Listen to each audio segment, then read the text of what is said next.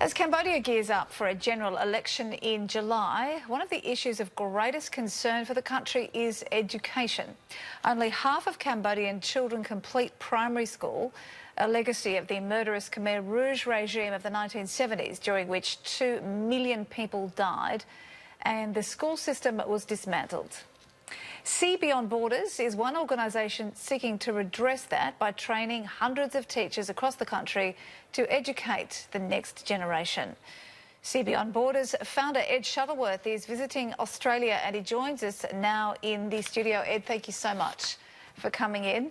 I guess it's hard for you to believe that it's been 10 years since you and your wife established SeeBeyondBorders. I understand it was after a visit to Cambodia with your young family. So what was it that inspired you to set up camp and try to make a difference there? Well, I was born in India, so I'd had an experience of living in an Asian country and wanted to give the children the same experience. You know, be careful what you wish for, I suppose. But I'd met someone who'd been doing some work in Cambodia and said that their family was involved in a small charity there.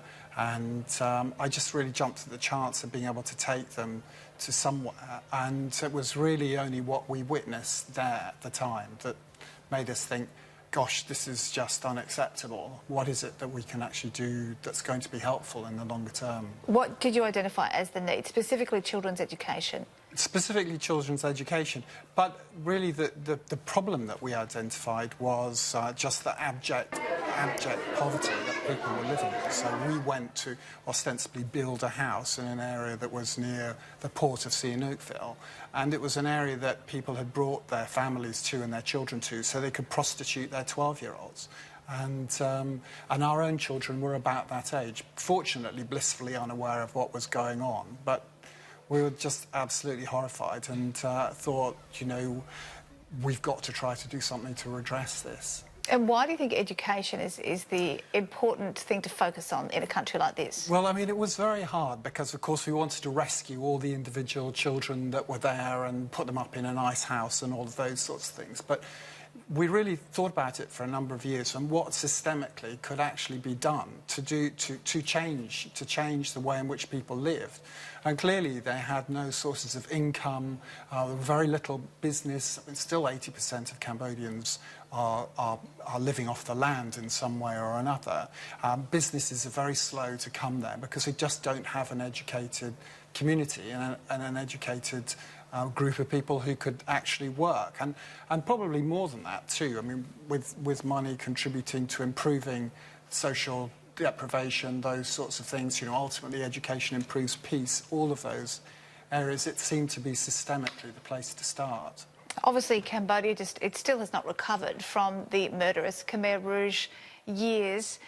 What you're doing at SeeBeyondBorders, though, is quite remarkable. You've trained thousands of teachers so far. You've impacted countless numbers of children, really. Why is the focus on training teachers? Well, I mean, all the research these days talks about the vital importance of a teacher in a child's education. You know, we've recently had reports from UNESCO and from the World Bank identifying the current situation in education as a learning crisis in developing countries. You've got 80% in South and Eastern Asia, 80% of children up to the age of 14 who are not going to reach minimal proficiency levels in reading and maths.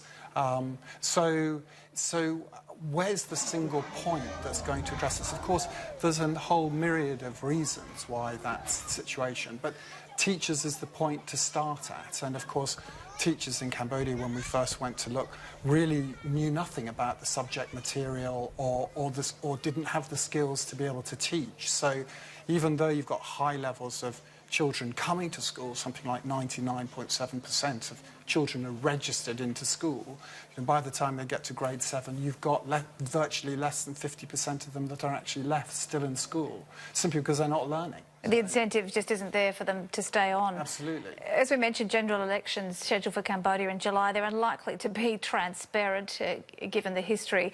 What sort of impact is this likely to have on the work that you're doing?